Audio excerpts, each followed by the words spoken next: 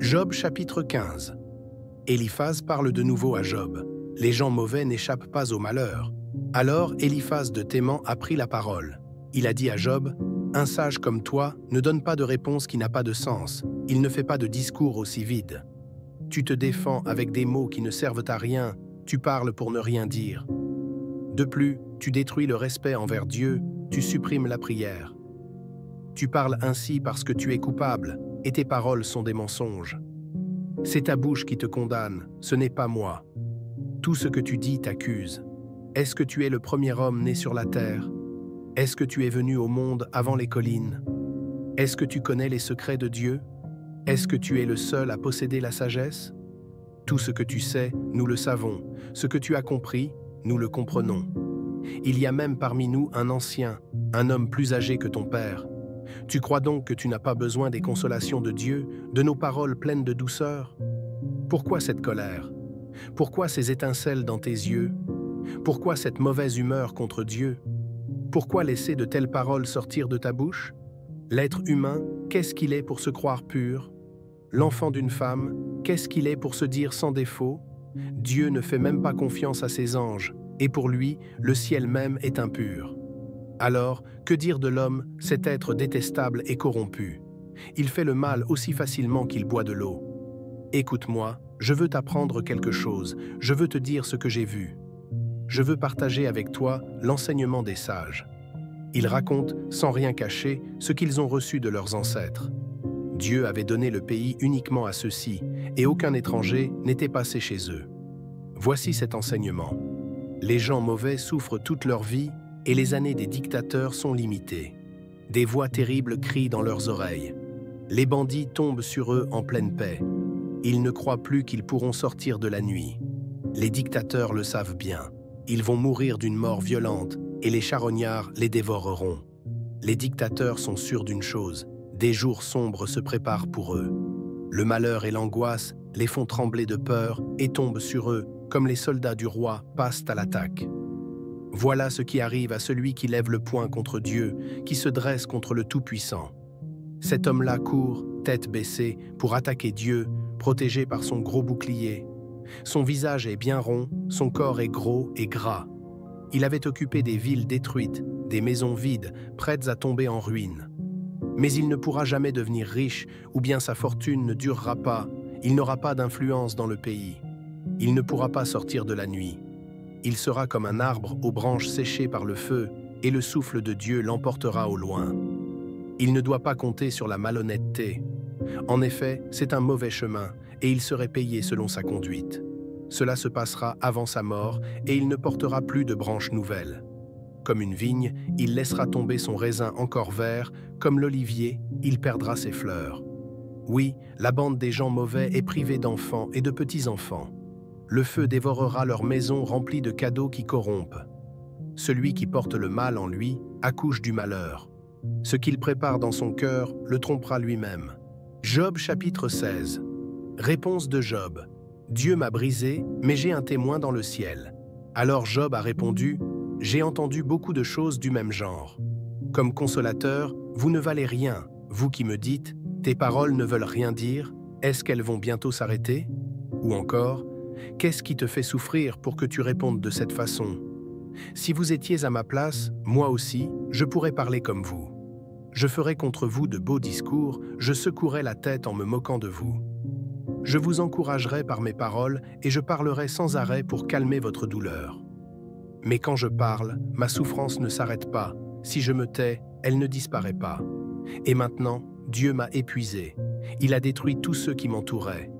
Il m'a couvert de rides et m'a rendu très maigre. Cela m'accuse et me rend responsable de ce qui arrive. Dans sa colère, Dieu me déchire. Il me poursuit en montrant ses dents menaçantes. Il est mon ennemi. Ses yeux me percent comme des flèches. Les gens ouvrent la bouche pour me blesser. Ils me frappent au visage pour m'insulter. Ils se mettent ensemble contre moi. Oui, Dieu m'a livré à des jeunes qui ne valent rien. Il m'a jeté dans les mains des gens mauvais. Je menais une vie tranquille, mais Dieu m'a brisé. Il m'a pris par le cou pour me détruire. Il a lancé ses flèches contre moi, elles volent de tous côtés. Il perce mes reins sans pitié. Il fait couler par terre le contenu de mon foie. Il tombe sur moi comme un combattant, il me frappe et me couvre de blessures. Je porte sans cesse un habit de deuil, j'enfonce mon front dans la poussière. À force de pleurer, j'ai les yeux rouges et mon regard s'éteint. Pourtant, je n'ai jamais été violent, j'ai toujours prié avec un cœur pur. Terre, mon sang est répandu, ne le recouvre pas, et qu'on entende toujours mon cri. Dès maintenant, j'ai un témoin dans le ciel, oui, là-haut, j'ai quelqu'un qui témoigne pour moi. Mes amis se moquent de moi, mais mon regard plein de larmes monte vers Dieu. Que mon témoin soit un arbitre entre Dieu et moi, comme un homme prend la défense d'un autre homme. Oui, il me reste peu de temps à vivre, et je pars sur un chemin d'où je ne reviendrai plus. Job chapitre 17. Suite de la réponse de Job. Où donc est mon espoir? J'ai du mal à respirer, et ma vie va s'éteindre. La tombe m'attend. Je suis entouré de moqueurs, leurs attaques m'empêchent de dormir. Ô Dieu, engage-toi. Paie le prix pour me libérer. En effet, qui d'autre acceptera de s'engager pour moi? Vraiment, tu as fermé l'intelligence de mes amis, c'est pourquoi tu ne les laisseras pas avoir raison. Ils ressemblent à celui qui invite ses amis à partager son repas pendant que ses enfants attendent en vain leur part. Les gens se moquent de moi, ils me crachent au visage. La tristesse me rend presque aveugle, et mon corps n'est qu'une ombre. En me voyant, les gens honnêtes sont très surpris. Ceux qui sont innocents sont en colère contre les gens mauvais. Ils disent, ceux qui obéissent à Dieu, qu'ils continuent. Ceux qui ont les mains propres, qu'ils augmentent leurs efforts. Vous, mes amis, venez, revenez tous. Mais parmi vous, je ne trouve aucun sage. Ma vie est finie, mes projets et mes espoirs sont brisés. Mes amis font croire que la nuit, c'est le jour, et que la lumière du matin est proche. Pourtant, il fait encore sombre. Qu'est-ce que je peux attendre? Une place dans le monde des morts, une natte pour m'étendre dans son obscurité. Je crie à la tombe, « Tu es mon père ». À la pourriture, je dis, « Tu es ma mère et ma sœur ». Où donc est mon espoir? Et mon bonheur, qui l'aperçoit?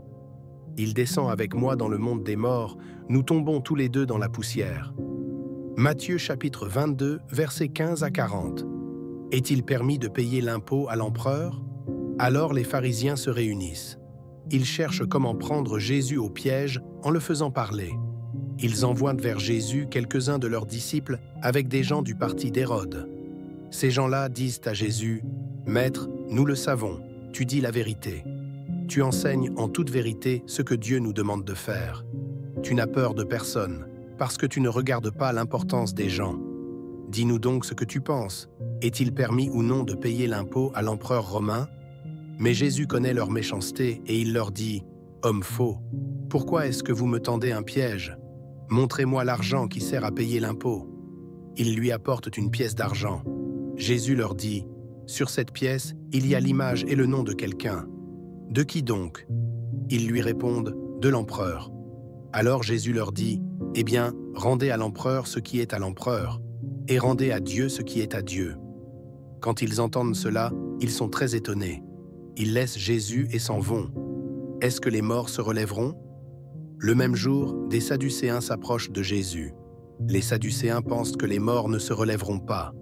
Ils interrogent Jésus en lui disant, « Maître, Moïse a dit, si un homme meurt sans avoir d'enfant, son frère doit se marier avec la veuve. Ainsi, il donnera des enfants au frère qui est mort. Eh bien, supposons ceci. Chez nous, il y a 7 frères. Le premier se marie et il meurt sans avoir d'enfant. Il laisse donc sa femme au 2e frère.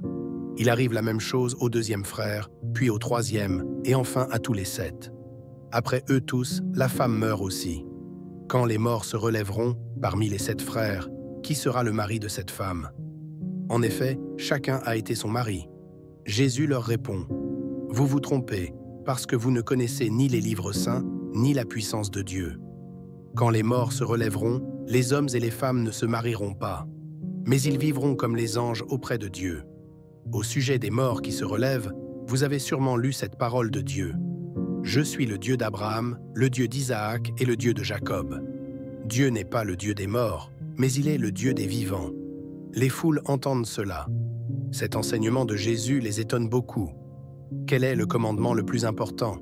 Les pharisiens apprennent que Jésus a fermé la bouche aux Sadducéens. Alors les pharisiens se réunissent. L'un d'eux, un maître de la loi, veut tendre un piège à Jésus et il lui demande « Maître, dans la loi, quel est le commandement le plus important ?»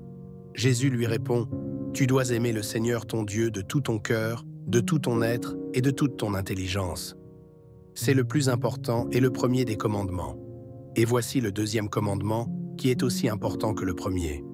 Tu dois aimer ton prochain comme toi-même. Toute la loi de Moïse et tout l'enseignement des prophètes dépendent de ces deux commandements.